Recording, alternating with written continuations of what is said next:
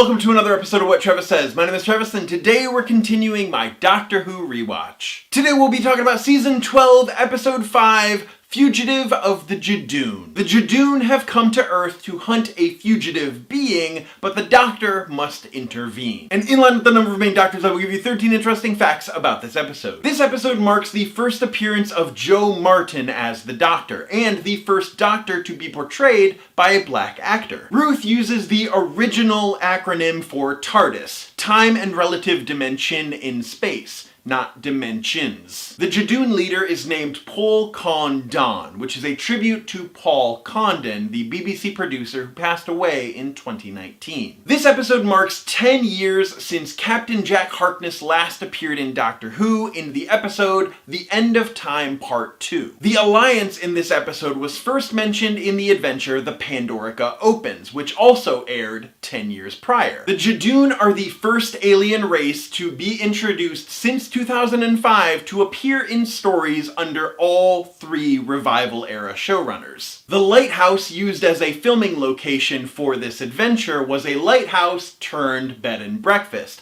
with a Dalek in the foyer and a TARDIS changing room for the bathtub on the roof. Ruth uses a chameleon arch to disguise herself as human, much like in Human Nature, The Family of Blood, and Utopia. Ryan refers to Jack as cheesy, which is the same thing that Mickey Smith said about Jack upon meeting him for the first time. The Doctor rhymes Judoon with platoon and moon, much like the 10th Doctor in Smith and Jones. John Barrowman had to fake a house renovation in Cardiff to hide the fact that he was filming for this episode. But, to keep with the ruse, he actually did carry out the house renovation. The only person that John Barrowman was allowed to tell about appearing in this episode was his husband, Scott. But later, he admitted that he did tell his mom and dad, and his big sister, and he texted Russell T Davies, and he told David Tennant. Ruth celebrates what she believes to be her 44th birthday. The broadcast date of this episode was 44 years and 2 days